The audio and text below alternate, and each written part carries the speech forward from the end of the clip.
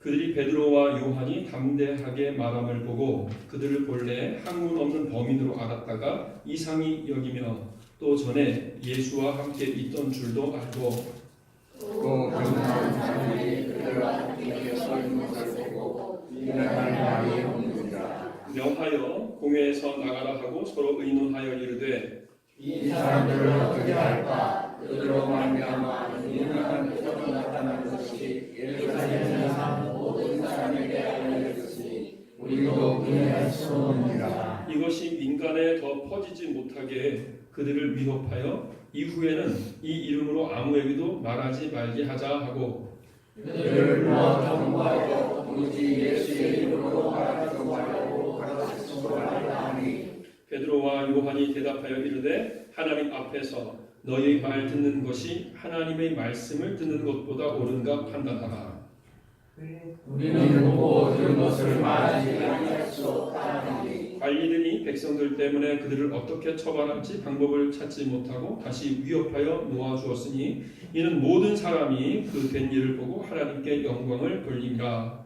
이 표적으로 병나은 사람은 40여나 되었다. 아멘. 할렐루야. 하나님 아버지 우리 가운데 말씀하시고 그 말씀 가운데 살 수 있도록 능력으로 역사하여 주시옵소서. 아멘. 감사합니다. 예수 이름으로 기도합니다. 아멘. 아멘. 예, 한동안 요즘 제가 얼마 전에 책방에 갔더니 이 유발 하랄이라는 사람의 책이 꽤 많이 그 인기 있는 책으로 유행을 하더라고요. 한동안은 이 마이클 샌들의 이 정의라는 책이 또 유행을 했었고요. 또 한동안은 우리 이 총균쇠, 이게 제레드 다이아몬드가 쓴 이 총균쇠라는 이 책이 또 유행을 해서 많은 사람들이 이 책을 가지고 얘기를 하지 않으면 지식인답지 못해가지고 책을 읽고 얘기를 많이 하고 그랬었습니다.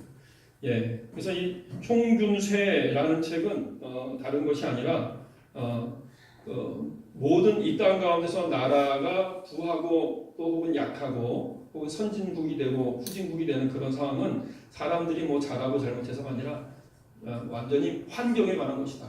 환경에 어떠한 환경에 있기 때문에 결국은 그렇게 부유한 국가가 됐던 것이고 또 어떠한 환경이 있었기 때문에 인디언들은 그렇게 균에 그 약한 그런 가운데 있었고 그래서 한꺼번에 수없이 많은 인디언들이 죽었고 그래서 그 아메리카를 또 차지할 수 있었다. 뭐 이런 식으로 환경에 영향을 받았기 때문에 인류의 역사는 그 환경과 상관이 많이 있다 하는 것을 강조했고요. 그 다음에 마이클 샌들의 정의란 무엇인가는 다른 말로 쉽게 얘기하면 확정된 정의는 존재하지 않는다. 모든 것이 상황과 입장에 따라서 정의는 계속적으로 바뀔 수밖에 없다.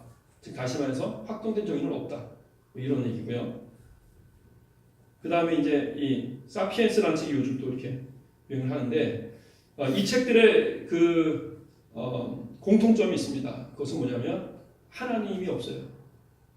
네, 다 인간의 지식으로만 모든 각종 정보들을 끌어모아서 거기에다 자신의 상상력을 주입해서 만들어낸 거예요. 그래서 사실인지 아닌지가 중요한 게 아니라 사람들에게 설득력이 있는지 없는지 사람들을 설득하는 거죠. 많은 사람들이 지식인들은 저렇게 생각하나 보다 하면서 이제 막 연구를 하고 막 책을 막 보려고 하고 그런 거죠. 어려운데도 예. 최근에 나온 이 사피엔스의 유발 하랄이라는 사람은 그 예루살렘 대학의 그 중세 그 역사 교수인데 이 사람은 이 사피엔스 이 책을 쓰기 전에 이틀 동안 명상을 했대요. 명상을 하고 스토리를 머릿속에 짠 다음에 그 스토리를 다 쓴 다음에 이 스토리가 논리적으로 맞을 수 있도록 거기다 증거 자료를 이렇게 추가해서 그런 식의 논문을 쓴 거죠. 논문처럼 그렇게 해서 이 사피엔스라는 책을 썼는데 이 내용은 뭐냐면 인간이 유인원, 그러니까 동물처럼 똑같은 인간이라는 존재, 그때 이제 각종 뭐 호모 에렉투스나 뭐 호모 사피엔스나 뭐 그런 유인원들이 같이 살고 있었다는 거죠. 오늘날 그 화석에 보면은 그 같이 나오잖아요. 그래서 이제 근데 어쨌든 같이 살고 있는 중에 특별히 사피엔스가 그 유인원들의 세계를 지배하게 됐고 그리고 이 지구를 지배하게 됐다. 최고의 권좌에 오르게 됐다. 어떻게 올랐느냐? 그것은 바로 사피엔스의 어떤 돌연변이가 생겨서 언어를 습득하게 됐고 그 언어로 말미암아 거짓말을 유포하면서 결국에는 이 자리까지 오르게 됐다. 인간의 이 사회가 점점 번창하고 발전하면서 이념이 생기고 또 뭐 이렇게 화폐, 돈이 생기고 또 종교가 생기고 하는데 이것들이 바로 다 그 멀리까지 있는 모든 수없이 많은 사람들을 하나로 통합해서 다스리거나 영향력을 끼칠 수 있게 만들기 위한 거짓말이다. 종교도 거짓말이다. 예, 많은 사람들을 하나로 통합하기 위한 방법일 뿐이다. 라고 지금 이제 얘기합니다. 그래서 호모사피엔스는 지금까지 수없이 많은 거짓말, 민주주의도 거짓말이고 그런 거짓말들을 통해서 여기까지 이르렀고 이제 그 다음 세계에 대한 또 얘기를 하고 있는 것입니다. 네, 제가 이 책을 보면서 무슨 생각을 가졌냐면 참 공허하고 의미가 없다. 그리고 마치 수없이 많은 자료들을 끌어모아서 고등학생이 자기 마음대로 상상해가지고 이렇게 공상해서 쓴 것과 같은 그런 느낌을 받았어요. 물론 이 안에 많은 좋은 그런 어떤 아이디어나 그런 생각들도 있지만 그러나 하나님이 없기 때문에 이 책에는 하나님이 없어요. 네. 모든 것이 다 인간은 그저 진화되어지는 과정 중에 있는 과정의 한 존재일 뿐인 거죠. 제가 한동안 이 베르나르 베르베르의 소설책을 열심히 읽었었어요. 왜냐하면 재미있었기 때문에 최근 과학 지식이나 이런 것들을 많이 읽었었는데 그런데 점점 읽으면 읽을수록 공허해지더라고요. 왜냐하면 하나님이 없으니까 의미가 없어요. 인간은 약간 기계적으로 보는 거예요. 인간은 기계적으로. 그래서 이후에 그러면 인간은 어떻게 될 것인가 하는 부분에서 인간이 계속적으로 끊임없이 행복을 추구하게 되는데 유발 하라리가 말할 때 행복을 추구하게 되는데 인간이 행복을 끊임없이 추구하게 되는데 아무리 사회가 발전하고 아무리 좋은 것을 먹고 좋은 것을 이렇게 입고 좋은 환경이 돼도 인간은 끊임없는 더 나은 행복을 추구하기 때문에 결국 인간은 공허해지더라. 결국 인간은 누구나 다 세상이 발전하면 발전할수록 더 큰 우울증에 빠지게 되더라. 그래서 이 사람이 제시한 마지막 때의 방법은 바로 행복해질 수 있는 호르몬이 뇌에서 나오게 만드는 알약을 먹자. 이런 미래에 인간이 아무리 해도 행복해지지 않으니까 알약을 먹어서 호르몬 분비가 돼서 인간이 행복한 것을 느끼게 하니까 다른 말로 하면 몸을 해롭게 하지 않는 마약을 만들자는 거죠. 그리고 인공지능에 속하는 것을 인간에게 접목시켜서 인공지능의 그 방대한 지식을 인간의 것으로 만들고 그래서 그것을 이용하는 인간을 얘기하고 그러면서 상당히 기계적인 세계관을 가지고 있는 거죠. 공허합니다. 그런데 제가 이 얘기를 왜 하냐면 지금 세상에 수없이 많은 사람들은 바로 이 책에서 나오는 이야기들을 근간으로 해서 이야기를 하고 있습니다. 지금 학교에서 어린아이들이 배우고 또 그 논술 시험을 보고 하는 학생들은 바로 이런 이야기들을 읽고 이런 이야기들에 맞춰서 논술 시험을 보고 글을 쓰는 거예요. 많은 사람들은 바로 이런 이야기, 하나님이 없는 기계적인 인간, 공허한. 오늘날 수없이 많은 젊은이들이 왜 자살을 하려고 합니까? 공허하니까요. 그들이 알고 있는 이 세계관, 이런 유발 하라리나 이런 사람들이 말하는 가장 영향력 있는 사람들이 말하는 그 내용들은 다 너무너무 공허한 내용들이에요. 최근에 그런 공허한 세대, 많은 사람들이 자살을 하고 마약을 먹고 하는 그런 시대에 최근에 센세이션을 일으키면서 그런 절망 가운데 빠지고 우울증에 빠져 있는 아이들에게 희망을 주고 많은 아이들을 열광시키는 그런 일이 한국에서 일어나기 시작했습니다. 누구죠? 무엇을 통해서 그런 일이 전 세계적으로 지금 일어나고 있죠? 방탄소년단 BTS를 통해서 전 세계적으로 이런 과학적인 사고방식을 학교에서 배워요. 그리고 늘 이런 책을 읽습니다. 그저 인간은 원숭이에서부터 시작해서 거짓말로 세계를 지배하고 다스리게 됐고 그리고 결국 또 다른 우등한 존재를 위해서 지나가는 과정일 뿐인 거죠. 얼마나 인간의 삶이 허무합니까? 그렇게 배우는 그런 아이들이 공허한 가운데 빠졌는데 방탄소년단이 노래하기를 너 자신을 사랑하라. 너는 의미가 있다. 때로는 우리가 실패하고 넘어지고 때로는 절망 가운데 빠지고 때로는 잘못한 사랑 가운데 상처를 당하고 그렇지만 그러나 새로운 희망이 있다. 끝까지 가보자. 이런 노래를 부른단 말이에요. 그러니까 이런 노래를 시리즈로 내요. 시리즈로. 그러면서 이런 심도 있게 아이들의 절망 가운데 있는 아이들의 마음을 후벼 파면서 그들에게 그래도 가보자. 같이 가보자. 때로는 우리가 실패하고 넘어지지만 그래서 그 아이들은 방탄소년단을 항상 어떻게 그렇게 준비를 했습니까? 그러면은 정말 연습 많이 했습니다. 열심히 노력했습니다. 이렇게 얘기하죠. 열심히 노력하고 열심히 해보자. 그거예요. 그러면 의미 있다. 그럼 무언가 될 수 있다. 이런 소망을 전하는 것이 바로 BTS 방탄소년단인데 BTS 방탄소년단은 바로 이러한 백그라운드의 그런 교육을 받은 절망 가운데 빠진 아이들에게 소망을 주는 거예요. 희망을 주는 거고 우울증에 빠진 우리 아이가 방탄소년단의 노래를 듣고 난 다음에 갑자기 말을 하기 시작했고 갑자기 안 먹던 애가 먹기 시작했어요. 밥을. 이런 식의 얘기를 할 수 있는 거죠.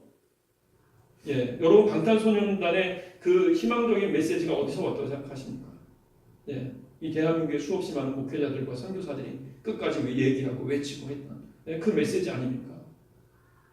아직까지 희망이 있는 것입니다. 오늘날의 학계에서는 이렇게 하나님을 잃어버린 사고, 하나님을 잃어버린 그런 수없이 많은 복잡하고 이해하기 어려운 그런 지식들로 말미암아서 사람들을 공허하게 만들고 무의미하게 만드는 마귀의 그런 꾀임에 넘어가서 무기력하게 만드는 그런 사회에 우리가 살지만 그러나 아직도 그들의 마음 가운데에는 소망이 그 의미 찾고 싶어하는 열망이 사람들에게 다 있다는 거예요. 전 세계 누구에게나 그것을 깨우고 그들에게 의미를 그것을 일으켜 세워주는 역할을 한 게 BTS 방탄소년단뿐만 아니에요. 사실은 한국의 드라마나 한국의 그런 영화나 그런 것 속에 그 내용들이 그 희망의 씨앗인 의미 있는 삶에 대한 지금 우리가 살아가는 이 순간이 의미 있고 가치 있다는 그 메시지가 거기에 막 이렇게 있는 거예요.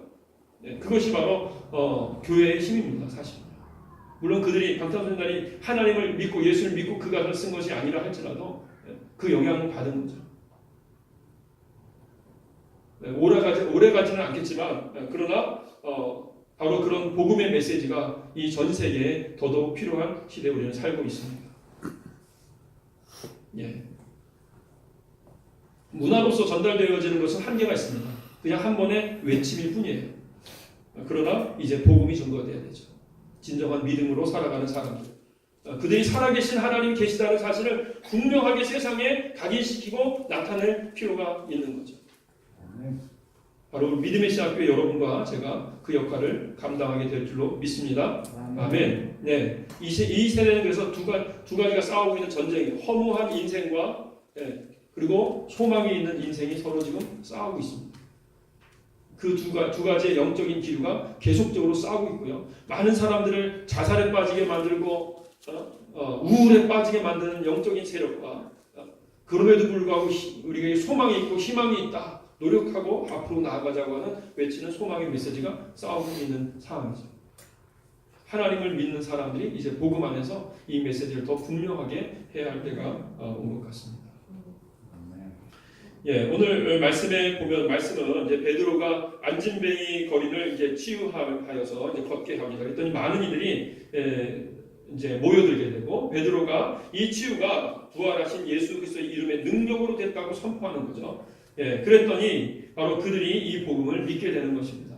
그동안 사두개인들과 권력자들이 계급을 나눠서 구원받을 수 있는 자, 구원받지 못하는 자 그러면서 이들 유태인, 이스라엘 사람들의 서민들을 계속적으로 무의미한 인생인 것처럼 계속적으로 그들을 몰아갔단 말이죠.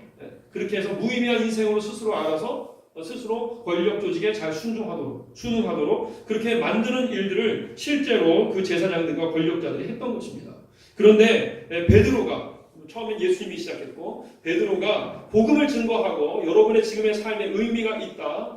하나님이 여러분을 사랑하시고 여러분이 회개하며 예수 그리스도의 십자가를 의지해서 나아가면 여러분에게 새로운 삶이 펼쳐진다고 선포했을 때 그들에게 소망이 생겼던 거죠.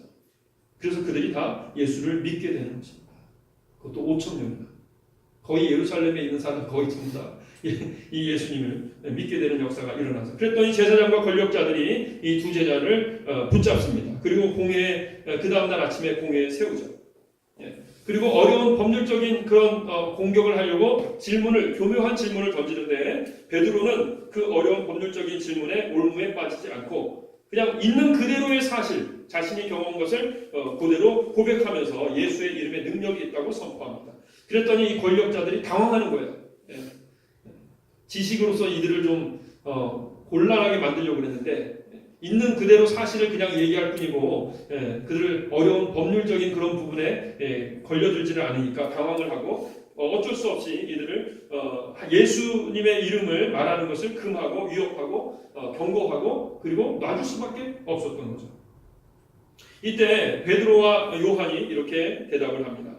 하나님 앞에서 너희의 말을 듣는 것이 하나님 말씀 듣는 것보다 옳은가 판단하라. 우리는 보고 들은 것을 말하지 않을 수 없다라고 선포하는 것입니다. 첫 번째, 하나님 앞에서라고 분명하게 말합니다. 예수님을 믿는 사람들은 항상 하나님 앞에서 행동하는 사람, 하나님 앞에서. 디도서 2장 11절에서 14절 내용에 보면 11절 내용에 보면 자, 이렇게 모든 사람에게 구원을 주시는 하나님의 은혜가 나타나 우리를 양육하시되 이렇게 나왔어요. 우리를 양육하시되 경건하지 않은 것과 이 세상 정욕을 다 버리고 신중함과 의로움과 경건함으로 이 세상을 살고 그리고 결론적으로 3장 7절에 우리로 그 은혜를 힘입어 의롭다 하심을 얻어 영생의 소망을 따라 상속자가 되게 하려 하심이라. 하나님께서 우리를 이 땅 가운데서 양육하시는데 목적이 있어요. 그 목적은 우리를 상속자가 하나님의 영원한 나라에서 하나님이 통치하고 다스리시는 그 역할을 감당하는 할 수 있는 상속자로 세워주기 위해서 우리를 이 땅 가운데서 양육하신다 라고 디도서뿐만 아니라 여러 군데에서 우리를 이야기하고 있습니다. 우리가 이 땅 가운데 존재하는 이유는 바로 하나님 안에서 양육되어지는 거예요. 그리고 목적은 하나님의 나라에서 하나님의 통치에 동참할 수 있는 자가 그 수준으로 우리가 그렇게 새롭게 영원한 나라에서 태어나기 위해서 상속자가 되기 위해서. 제가 금요일에도 말씀을 드렸지만 우리 에녹이 하나님께서 죽지 않고 하나님의 나라에 불러 올라가시잖아요. 그리고 엘리야도 죽지 않고 하나님의 나라에 올라갑니다. 에녹이 아담의 7대 손인데 에녹이 활동할 때 그 당시에 이 땅에 있는 사람들 가운데는 상당한 혼란이 많이 있었습니다. 그래서 12대 손인 노아 때는 인류가 싹쓸이 당하죠. 에녹이 활동했던 7대 손으로 활동했던 때에는 인류의 상당한 혼돈이 여전히 있을 때였어요. 그런데 하나님께서 에녹을 데려가신 거예요. 에녹이 자신의 역할을 잘해서 이 인류의 그 흐름을 바꿔서 거룩한 인류로 이렇게 만드는 것도 아니에요. 인류는 점점 더 더럽게 추악하게 변화되고 있는 상태에 있어요. 에녹이 나름대로 다른 사람들에게 하나님과 동행하는 삶을 모범으로 보이면서 인류에 속한 사람들을 하나님께로 이끌려고 노력을 했겠죠. 그러나 그는 성공하지는 못했어요. 그러나 하나님은 에녹에게 됐다. 너는 그만하면 됐다. 너는 이제 올라와도 돼. 그래서 올려오는 하나님께서 에녹이 죽지 않고 당신의 나라에 더 이상 너는 하나님의 나라에서 상속자가 되기에 넌 자격이 충분하다. 이제 올라와라 말씀하신단 말이에요. 즉 다시 말해서 하나님께서 에녹에게 맡겨진 이 땅 가운데서 어떤 역할을 하느냐 하는 사명이 그것도 중요하지만 더 중요한 것은 뭐냐? 에녹이 하나님께 합당한 사람이 되는 것 자체가 중요한 것입니다. 엘리야가 이스라엘을 대표하는 선지자로 활동할 때 그때 이스라엘은 상당히 부패해 있었고 우상 숭배를 하고 있었습니다. 그리고 엘리야만한 예언자가 선지자가 없었어요. 엘리야가 최대한 노력을 해서 그래도 많은 북이스라엘 사람들에게 살아계신 하나님을 증거합니다. 그러나 그렇다고 해서 아직 이스라엘 백성들이 하나님께 붙들림 받아서 안정적으로 하나님을 섬기는 백성이 된 것도 아니에요. 그런데 하나님께서 엘리야를 당신의 나라로 불러 가십니다. 이스라엘 백성을 모두가 다 안전하게 하나님만을 온전하게 믿는 그런 백성이 되게 만드는 것, 그 역할 그것 자체도 중요하지만 더 중요한 건 뭐예요? 엘리야가 온전하게 하나님의 사람이 되는 것이 더 중요한 거예요. 하나님의 나라에 가기에 합당한 사람이 되었을 때 하나님은 엘리야를 이제 됐다. 너는 와라. 라고 말씀하십니다. 즉 다시 말해서 이 땅 가운데서 우리가 여러 가지 주님께서 맡겨주신 역할이 있습니다. 교회에서, 가정에서, 또 나라에서 역할이 있어요. 그 역할을 우리가 충실하게 하는 거 중요해요. 그리고 그 역할을 통해서 효과적으로 그 역할을 해서 이 대한민국이나 우리의 가정이나 이 사회가 변화되는 것, 그것도 중요해요. 그러나 더 중요한 건 뭐냐면요. 그 역할을 시행함으로써 여러분 자신이 어떤 사람이 되느냐가 더 중요해요. 예. 여러분 자신이 정말로 하나님이 원하는 사람이 됐다면 그러면 하나님은 기뻐하시는 거예요. 네. 이 땅 가운데 어떤 효과를 나타내는 역할도 중요하지만 더 중요한 것은 여러분 자신이 합당한 사람이 되는 것입니다. 아멘. 아멘. 예. 하나님께서는 여러분을 사랑하시고 여러분을 이 땅 가운데 태어나게 하시고 여러분을 양육하시고 하나님의 모든 관점은 대한민국의 역사에 있는 것이 아니고 믿음의 시작교회가 어떻게 되느냐 그것에 있는 것이 아니고 여러분 자신 한 사람 한 사람이 어떻게 되느냐에 있는 거예요. 관심은 거기에 있습니다. 여인의 태에 한 아이가 이제 시작합니다. 아이가 시작되면 아무리 여인의 태가 커도 그 여인의 태는 무엇을 위해 있어요? 그 아이가 그 안에서 성장하고 양육하기 위해서 있는 것이죠. 이 지구 크기의 인류의 크기로 생각하면 우리는 너무나 작은 보잘것없는 존재입니다. 그러나 이 지구는 무엇을 위해서 있어요? 바로 여러분 자신을 위해서 있는 거예요. 여러분이 이곳에서 주인공이에요. 예. 여러분을 위해서 있는 거예요. 마치 임신한 여인이 그 아이가 생겼을 때 그 아이에 대해서 모든 관심이 집중되잖아요. 그리고 많은 사람들이 집중하죠. 관심을 갖고. 예. 그런 것처럼 하나님은 이 땅에서 우리가 태어나서 이 땅에 자라나갈 때 하나님의 모든 관심은 어디에 집중된다? 여러분에게 집중된다. 아무리 주변에 무슨 역사 큰 일들이 벌어진다 할지라도 하나님께 가장 소중한 것은 무엇이다? 여러분입니다.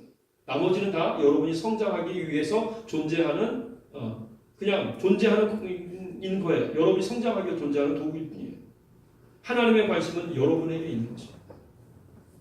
여러분이 주인공이에요. 예. 많은 사람들이 태어나면서도 마음속에 주인공 의식을 갖고 태어납니다. 예. 그런 이유는 뭐냐면 원래 우리가 주인공이기 때문에 그래요.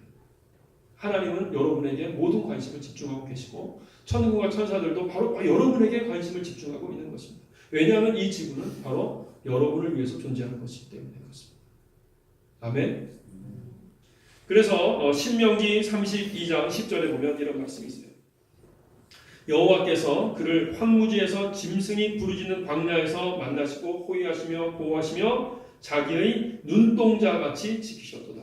그래서 당신의 사람들을 뭐라고 하냐면 자신의 눈동자다 얘기하시죠. 스가랴 2장 8절에서는 만군의 여호와께서 이같이 말씀하시되 영광을 위하여 나를 너희를 노력한 여러 나라에 보내셨나니 이건 천사예요. 천사가 고백하는 거예요. 천사가 만군의 여호와께서 자기를 보내셨다는 얘기예요. 말씀하셨다는 얘기죠. 너희 보내셨나니 너희를 범하는 자는 이스라엘 백성들에게 천사가 말하는 거예요. 너희를 범하는 자는 그의 눈동자를 범하는 것이다. 이렇게 말씀하시죠. 하나님께서 말씀하시죠. 너희는 나의 눈동자다. 눈두가 찌르려고 어떻게 해요? 찌르기 전에 눈은 감겠죠. 보호해야 되니까. 얼마나 얼마나 예민합니까? 그런데 하나님은 그렇게 여러분을 지키신다는 것입니다. 민수기 6장에 보면 제사를 다 이렇게 제사의 원리를 다 세워놓은 이후에 아론에게 제사장들에게 이렇게 축복해라라고 말씀하시죠. 여호와는 내게 복을 주시고 너를 지키시기를 원하며 여호와는 그의 얼굴을 내게 비추사 은혜 베푸시기를 원하며 여호와는 그 얼굴을 내게로 향하여서 평강 주시기를 원하노라. 아멘. 하나님은 여러분에게 관심이 있고 여러분에게 은혜를 베푸기를 원하는 거예요. 하나님 전 좀 불편해요. 절 보지 마세요. 라고 할 것이 아닌 거예요. 마치 모태에 있는 아이에 대해서 관심이 집중되는 엄마의 그 마음처럼 하나님은 여러분을 향해서 모든 생각과 마음이 집중되어 계신 거예요. 십자가의 그 고통을 감당할 만큼, 감당하는 것도 기쁘게 감당할 만큼 여러분을 향해서 눈동자같이 여러분을 지금 보호하시며 지키시고 계시는 거죠. 여러분을 지금 향해서 지금 복 주려고, 은혜 주려고, 여러분을 도와주려고. 여러분의 나약하고 연약한 부분들을 어떻게든지 도와줘서 하나님께 합당한 자로 그렇게 변화시켜 주기 위해서 여러분께 그렇게 집중하고 계시는 거예요. 그래서 여러분이 주인공이고 바로 하나님은 온통 모든 마음이 여러분에게 향하여 있다. 하나님 앞에서 그래서 우리는 행동하는 것입니다. 하나님 앞에서 항상. 구약의 하나님을 잘 믿는 사람들은 뭐라고 하냐면 하나님과 동행하는 사람, 또 다른 말로 하면 하나님 앞에서 행하는 사람. 이거 신약에도 마찬가지예요. 하나님 앞에서 행하는 사람. 하나님은 항상 나를 보고 있어요. 우리의 마음도 알고 계세요. 지금 이 순간도 우리 가운데 함께 하시고 하나님께서 우리에게 지금 말씀을 주시는 거예요. 이 말은 하나님이 여러분에게 주시는 말씀이에요. 그리고 이 말씀에 반응하고 있는 여러분의 마음도 지금 체크하고 계셔요. 하나님은 여러분을 사랑하십니다. 하나님은 여러분에게 모든 관심을 가지고 계십니다. 그렇게 모든 관심을 가지고 있음에도 불구하고 세상은 뭐라고 말해요? 없다고 말하는 거예요. 하나님 없어요. 그리고 우리는 그것에 익숙한 거예요. 하나님 없는 세계에 익숙한 거예요. 그러니까 하나님 없다고 생각하면서 우리도 모르게 행동하고 죄를 짓고 그러는 거죠. 하나님 분명히 계시고 계실 뿐만 아니라 지금 우리를 그렇게 눈동자처럼 보고 계신데 그것을 세상은 그래요. 수없이 많은 세상의 지식들은 오늘날 하나님이 없다고 말하고 있어요. 그러나 여러분 우리가 세상에 전파해야 되고 분명하게 나타내야 되는 것이 있습니다. 그것은 하나님은 여러분을 눈동자같이 지금 지키고 계십니다. 여러분의 아픔도 여러분의 슬픔도 여러분의 외로움도 하나님 다 아십니다. 아멘. 그래서 여러분에게 의미가 있습니다. 여러분이 오늘 하는 말, 여러분이 생각, 여러분이 행하는 모든 것이 의미가 있는 것입니다. 여러분이 어떤 효과적인 행동을 해서 사회에 어떤 영향력을 미쳐서 의미 있는 것이 아닙니다.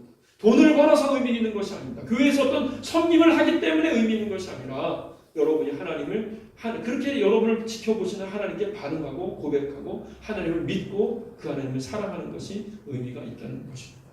아멘. 그래서 하나님의 사람들은 예수 믿는 사람, 정말 예수를 믿는 사람들은 바로 하나님 앞에서 행하는 삶을 사는 것이죠. 여러분 절대로 이번 한 주간 살면서 잊지 마십시오. 하나님 앞에서, 하나님이 지켜보시는 앞에서. 여러분의 마음과 하나님의 마음은 서로 연결되어 있어요. 여러분이 느끼는 것을 하나님도 같이 느끼고 있습니다.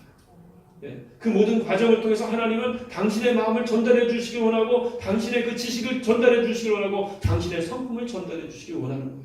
때로는 아픈 그런 경험, 느낌, 때로는 기쁨 느낌, 여러분의 감정 그 모든 것을 통해서 하나님은 여러분을 양육하시는 것입니다. 여러분을 양육하시기에 가장 합당한 환경이 여러분에게 지금 준비되어져 있는 것입니다. 그리고 여러분은 이제 하나님의 가장 훌륭한 상속자로 태어나게 될 것입니다. 여러분이 하는 게 아닌 사실입니다. 하나님이 그렇게 하시는 거예요. 아이는 엄마 태에서 그냥 성장하는 겁니다. 생명력을 잃어버리지만 않으면 돼요. 끊임없이 성장하려고만 하면 돼요. 그러면 하나님이 아이를 성장시켜 주시는 것입니다. 아멘. 하나님을 믿으세요. 그리고 하나님을 붙드세요. 그리고 하나님 앞에서 행동하려고 하십시오. 우리는 너무나 오랫동안 사탄 마귀, 우리 주변 환경을 장악하고 있는 사탄 마귀의 영향을 받아서 이런 거짓 메시지에 지금까지 속아왔단 말이죠. 그러나 여러분이 하나님 앞에서 행동하려고 한다면 다시 회복될 것입니다. 아멘. 그래서 하나님 앞에서 행하는 사람들, 그들은 거짓말을 하지 않습니다. 항상 하나님께서 그들을 지켜보시기 때문에 하나님 앞에서 거짓말을 하지 않습니다. 항상 있는 그대로 선포합니다. 오늘 본문에서도 베드로는 그냥 있는 그대로 얘기했을 뿐이에요. 아는 체를 하지 않았고 자기의 어떤 인간적인 그런 생각들을 돌려서 어떻게 변호할까 그렇게 해서 얘기가 나온 게 아니라 그냥 자신이 지금 경험하고 지금 벌어진 사건을 있는 그대로 선포했을 뿐입니다. 그랬더니 하나님이 그의 편이 되시고 이깁니다. 바울도 그래요. 사도행전을 여러분이 읽어보셨잖아요. 근데 나중에 또 이제 읽어보시면 아실 텐데 바울도 공회에 갈 때마다 있는 그대로 선포합니다. 그리고 하나님이 그와 함께 하시고 결국 항상 하나님이 피할 길을 내주시고 그리고 이기게 해주시는 것입니다. 있는 그대로 이야기하는 것입니다. 그래서 거짓 증언을 하지 않습니다. 항상 있는 그대로 이야기를 합니다. 그럴 때 하나님이 더더욱 여러분과 함께 하시는 것입니다. 여러분 어떤 사람이 여러분에게 와서 좀 거짓 증언 좀 해주세요. 그럼 내가 10억 드립니다. 그러면 여러분 어떻게 하시겠어요? 잠깐만 좀 해주세요. 이렇게 한다면 여러분 어떻게 하시겠습니까? 여러분 10억의 가치보다 온 우주 만물의 창조주 하나님 그분이 우리를 지켜보고 계세요. 그분의 마음을 얻는 것이 훨씬 더 가치 있는 일이죠. 상대가 안 되는 일입니다. 얼마를 줘도 우리는 거짓 증언하지 않습니다. 있는 그대로 우리 항상 솔직하게 이야기를 합니다.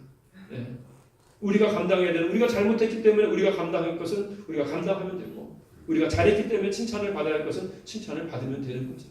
그러면서 우리는 또 성장해 가는 거죠.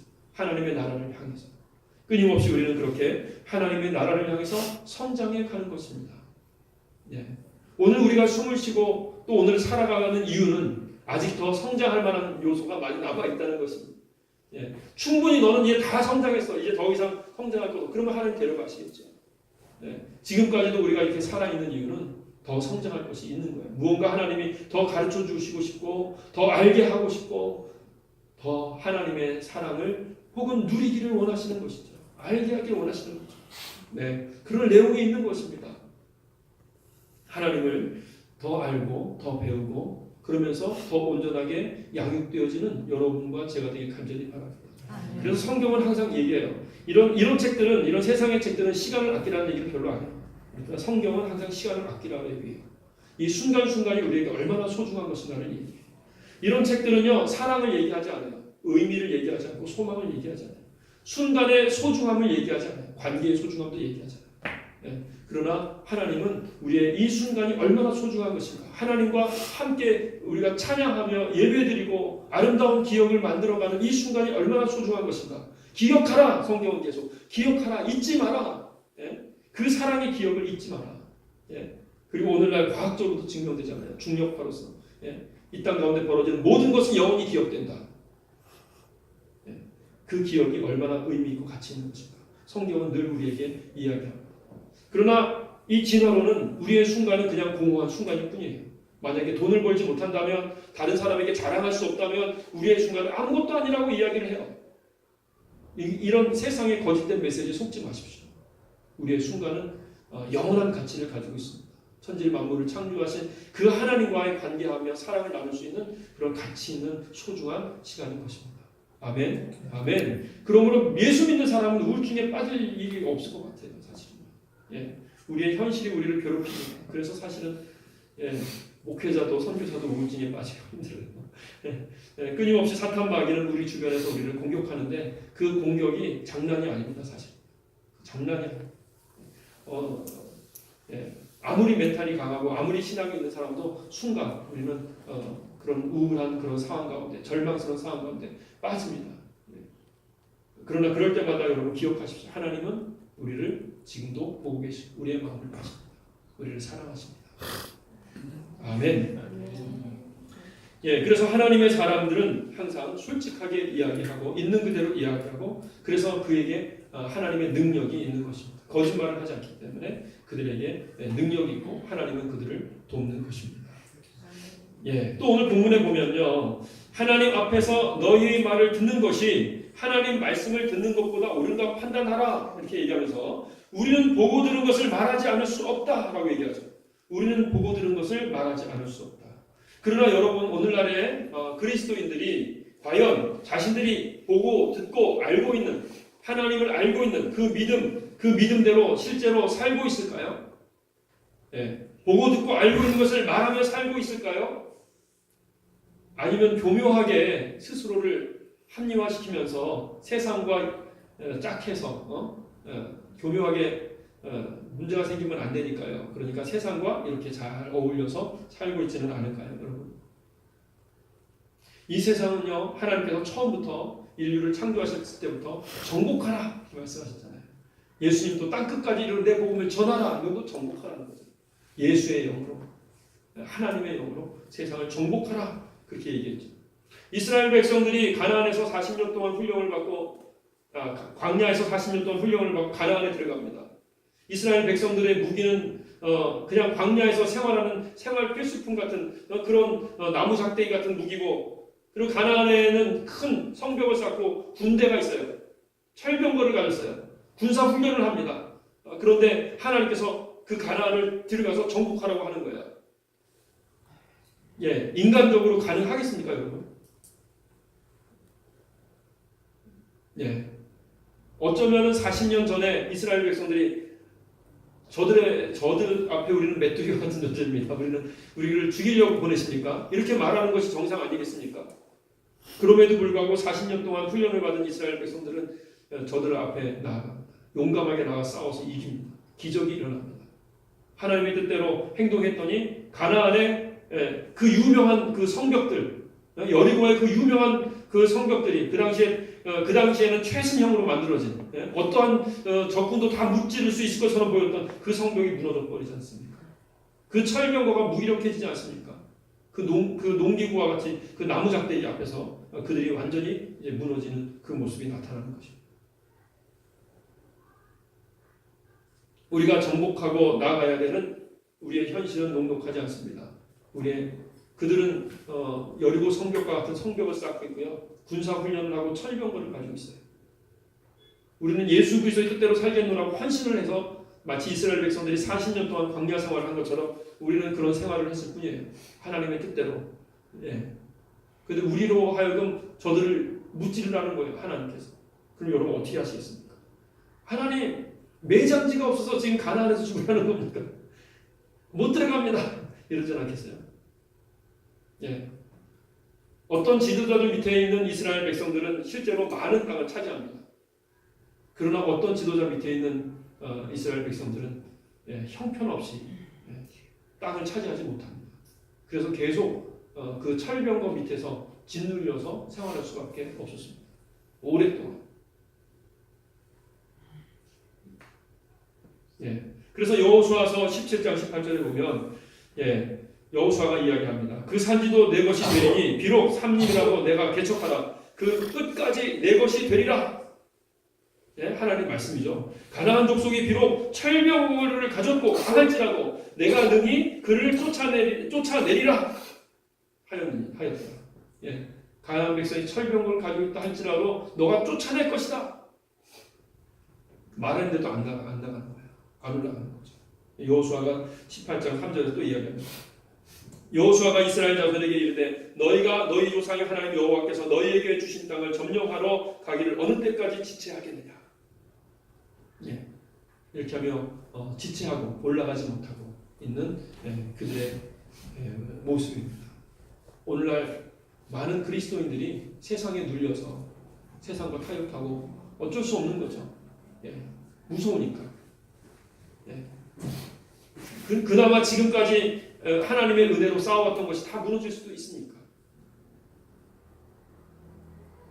세상에 눌려서 두려워하면서 그러면서 살아가고 있는 모습은 아닌가 보게 됩니다. 저는 믿음의 시작교회를 이렇게 해오면서 최근 들어서 고민을 많이 했어요. 과연 우리 믿음의 시작교회 하나님께서 예비하신 대로 큰 리더십을 발휘해서 이 땅에 정말 세상의 그런 가치관과 그런 영향력을 떨쳐버리고 정말 하나님의 복음으로 사람들에게 희망과 소망을 전할 수 있는 교회가 될 것인가. 그런 부분에 있어서 하나님께 그래도 우리가 적은 한 사람 한 사람이 일당백으로 온전히 세워지고 있지 않습니까? 이러면서 스스로 위안을 삼으면서 될 겁니다 이러면서 해왔지만 최근 들어서 제가 상당히 회의감이 드는 거예요. 과연 나의 이 비전과 나의 가는 이 방향이 맞는가? 내가 제대로 하고 있는가? 내가 개척이 맞았는가? 이런 생각들을 해보게 되는 거죠. 그러면서 생각이 든 것이 그것입니다. 무언가 내가 나를 살리고 있지는 않은가? 무언가 그래도 이 땅 가운데서 내가 포기하지 않고 여전히 완전히 세상으로부터 돌이켜서 하나님 나라를 바라보려고 하지 않고 무언가 여전히 세상의 것에 대해서 미련을 가지고 있는 것이 있지는 않은가? 그런 부분을 보는 거죠. 과연 주님을 위해서 내가 죽기를 원하고 순교자의 삶을 살기를 원하는가? 초대교회 성도들은 그럴 수밖에 없었죠. 예수님을 믿으면 잘못하면 죽으니까. 과연 그들의 예수님을 믿었을 때 그 심령으로 나도 믿고 있는가? 여러 가지를 그래서 뭐 시도해봤어요. 여러 가지 좀 어떤 식으로 해야 하나님의 그런 목회가 이루어질까 고민을 해보고 시도해보고 그러다가 지금 최종적으로 이 방법밖에 없겠다 나에게는 하는 방법이 일단 주셔가지고 그것을 해보려고 해요. 지금 그건 뭐냐면